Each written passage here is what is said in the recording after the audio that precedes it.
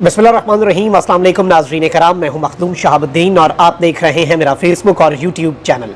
उम्मीद करता हूं आप सब लोग बखैर वाफ़ियत होंगे और जहां भी होंगे अपने अहले खाना समेत खुश भी होंगे और महफूज भी। नाज़रीन कराम, शेख रशीद ने बहुत बड़ा छक्का मारा है और इंटरव्यू भी दे दिया, सांप भी मर गया और लाठी भी शेख रशीद ने टूटने नहीं दी। एक जानिब तो 3 अहम तरीन पॉइंट्स हैं इस इंटरव्यू के जिससे ये इंटरव्यू दबरदूस हो जाता है, ये इंटरव्यू मल्टीप्लाई बाय 0 हो जाता है। और 2 वीडियो क्लिप्स हैं जो मैंने आपके सामने रखने हैं। 3 पॉइंट्स, 2 वीडियो क्लिप्स और किस तरह से शेख रशीद ने अपनी 40 साल सियासत एक ही 30-35 मिनट के इंटरव्यू के अंदर अप्लाई कर दी है। और मुझे वो एक कोट है डिप्लोमेसी के बारे में और उसके बारे में कहते हैं टू से nothing specially when speaking is half the art of diplomacy, कि आप सब कुछ बोल भी रहे हो लेकिन उस दौरान कुछ ना कहें।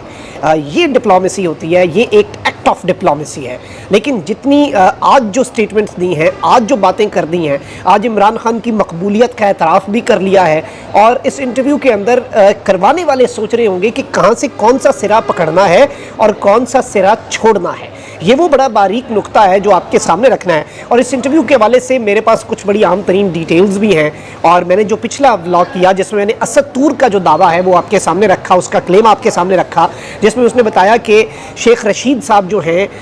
उनके इंटरव्यू के किस तरह के हालात के अंदर उन पर तशद्दुद हुआ और ये सारे मामला। और उन्होंने ये बात भी की कि इमरान खान साहब और बुशरा बीबी जो हैं उनके हवाले से शेख रशीद साहब से कुछ बातें ऐसी उगलवाई गई हैं, ऐसी कहलवाई गई हैं जिसमें इमरान खान साहब और बुशरा बीबी के हवाले से ये बड़ी बिलो द बेल्ट बातें हैं और शेख साहब ने उनसे मना भी किया और उन्हें उसके ऊपर कुछ थप्पड़ भी रसीद किए कि ये एक वर्जन था। अब मैंने आपके सामने वो एज इट इज़ मनो एंड डिटेल्स तो रखी, लेकिन जिन लोगों ने वो ब्लॉग सुना है उस ब्लॉग के तकरीबन आखिर में आपको एक चीज़, एक जुमला मेरा याद होगा जिस जुमले के अंदर मैंने आपके सामने एक अर्ज़ रखी थी और मैंने कहा था कि शेख रशीद साहब ने बड़ा एक मुतवाज़न और एक बड़ा बैलेंस्ड इंटरव्यू दिया है। मेरी इत्तलात के मुताबिक, जो मुझे मेरे ज़राए बता रहे हैं उसके मुताबिक शेख रशीद साहब जितनी बचत करा सकते थे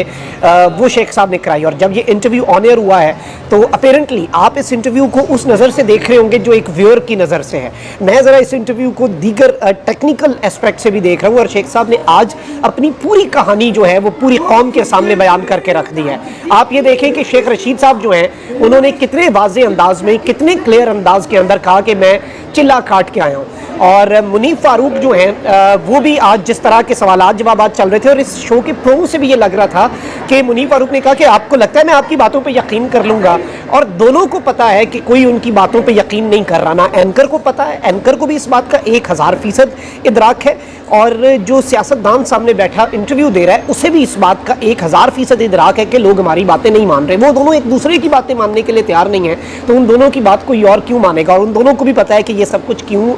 किन हालात के अंदर हो रहा है। अब यहाँ पर नाज़रीन किराम, शेख रशीद साहब जो है उन्होंने बहुत सी बातें की। उन्होंने कहा कि जी मैं आम मुआफ़ी की बात करना चाहता हूँ इस चिल्ले के दौरान। अच्छा, मुनीफ फारूक ने एक सवाल पूछा, चिल्ले के एंड पे इम्तिहान भी होता है, तो ये आपका चिल्ले के एंड पे इम्तिहान है? शेख साहब ने कहा जी जी समझ लो। और शेख रशीद साहब की हंसी जो थी उस हंसी के अंदर बेबसी, हंसी में बेबसी जो है वो इतनी वाज़ेह थी, इतनी क्लियर थी, इतनी एविडेंट थी कि आप इसका अंदाज़ा भी नहीं लगा सकते। और इस सब के अंदर शेख रशीद साहब जो है आज उन्होंने कुछ बातें की हैं और मैं आपको ये बता दूं कि शेख रशीद इस इंटरव्यू के अंदर एक मर्द मुजाहिद साबित हुए हैं, क्योंकि कोई भी राय कायम करने से पहले आपने इस इंटरव्यू के मंदरजात सुन लेने हैं ताकि आपको पता चल जाए। बहुत से लोगों ने इंटरव्यूज़ दिए, उस्मान डार का इंटरव्यू बड़ा ख़तरनाक था, सदाकत अब्बासी साहब जो हैं उनका इंटरव्यू ख़तरनाक था, फ़रूख हबीब साहब जो हैं उन्होंने इस्तेकाम पाकिस्तान पार्टी के अंदर शमूलियत इख्तियार कर ली, लेकिन उस शमूलियत के साथ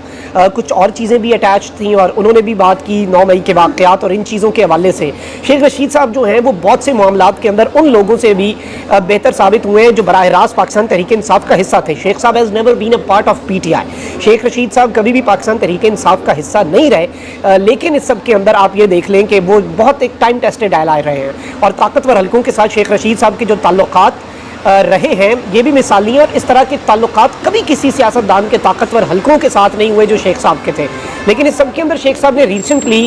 ये बात साबित की, और इमरान खान साहब को भी जिन दो लोगों पे हैरत है कि ये कैसे रुक गए, इन्होंने तो सबसे पहले भागना था, ये तो ताकतवर हल्कों के इशारों पे काम करते थे, इनके बारे में परसेप्शन थी, ये गेट नंबर 4 का बड़े दावे से बात करते थे शेख रशीद और परवेज़ लाई, और यही दोनों डट गए। और वो जो बहादुर थे, वो जो कहते थे कि खान साहब दब तुन के रखें, खान साहब एंटी एस्टैब्लिशमेंट रेटरिक नहीं अपनाएंगे तो हमारा गुजारा नहीं होगा, ये नहीं होगा, वो नहीं होगा, वो सारे के सारे जब भागने पे आए तो सबसे पहले भागे। अब शेख रशीद साहब जो हैं उन्होंने टेक्निकली तो पीटीआई से भी अलहदगी इख्तियार नहीं की, उन्होंने इंटरव्यू दे दिया, पीटीआई के एलाए थे वो भी, और अब उन्होंने कहा मैं अपनी सियासत करूंगा, और उन्होंने बीच में पीटीआई का वोट बैंक भी अपने हाथ में ही रखा है। आप यहाँ से अंदाज़ा करें। आज मैं आपके सामने 6 नुकात रखता हूँ, लेकिन वो 6 नुकात रखने से पहले शेख रशीद साहब का एक पुराना क्लिप है, ये पुराना क्लिप आपने सुनना है और सर धुनना है कि शेख रशीद साहब क्या कह रहे हैं कि अगर मैं कभी प्रेस कॉन्फ्रेंस करता हूँ तो उसका क्या मतलब लिया जाए। आप जरा नाज़रीन किराम ये क्लिप सुने।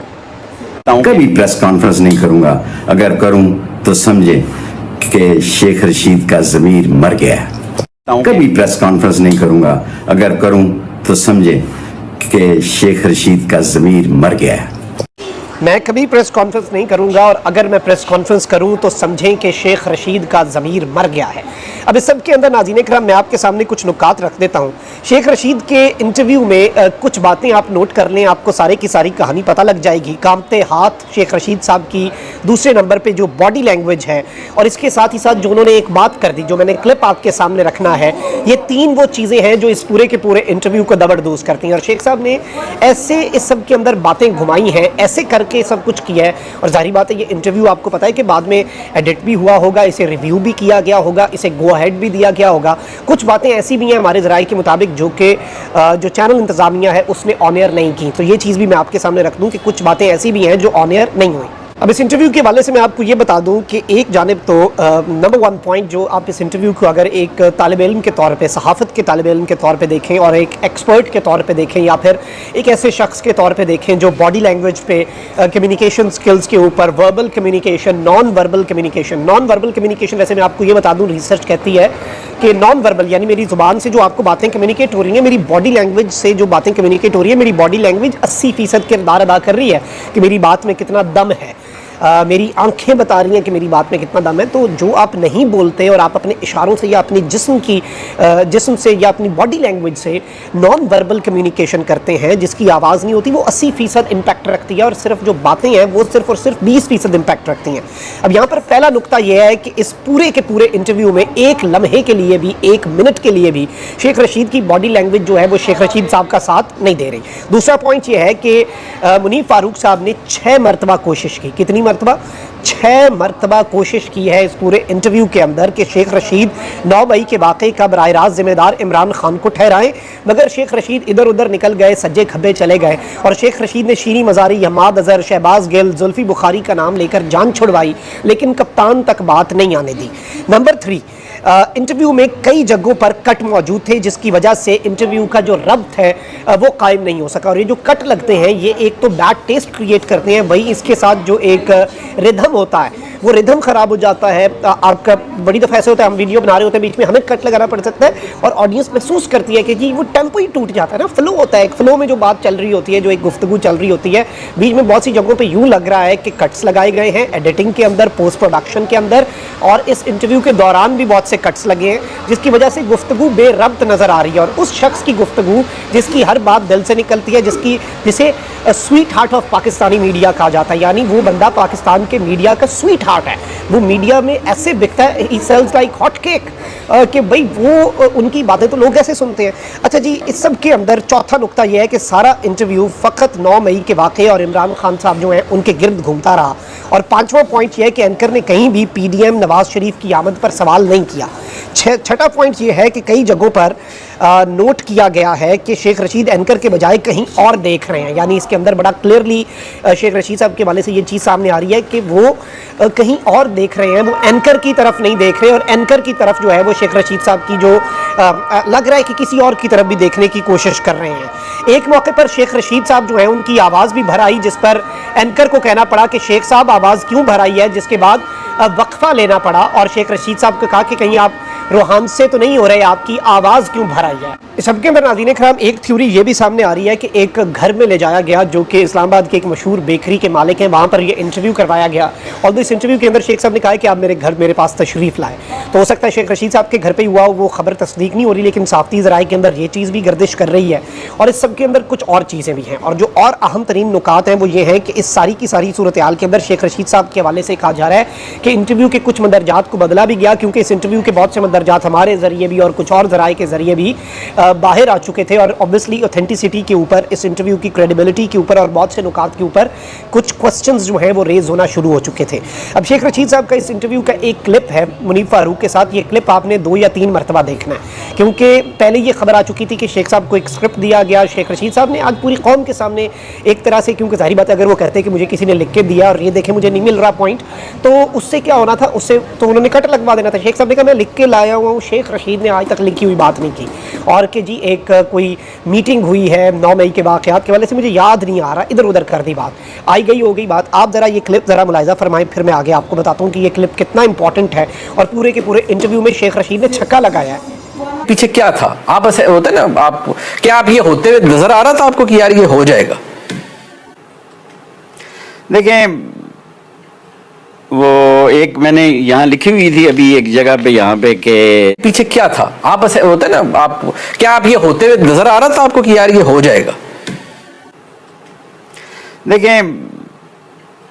वो एक मैंने यहाँ लिखी हुई थी अभी एक जगह पे, यहाँ पे के जी नाज़रीन इकराम आप ये देखें, और इसके अंदर शेख रशीद साहब कह रहे हैं कि एक मीटिंग हुई थी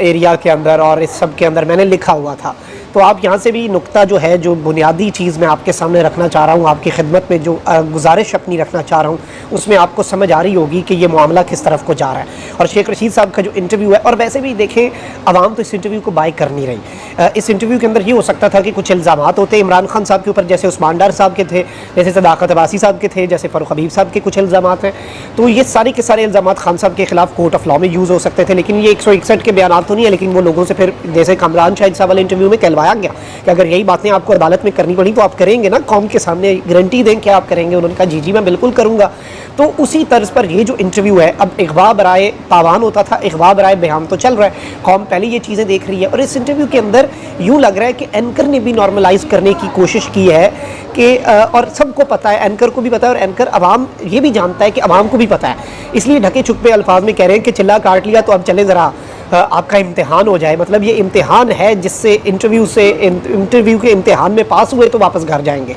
तो ये वो सारी चीज़ें हैं जिनसे बहुत से सवालात खड़े होते हैं। कमेंट सेक्शन में राय का इज़हार ज़रूर करें। अपना बहुत ख्याल रखें। अल्लाह नेगहबान पाकिस्तान।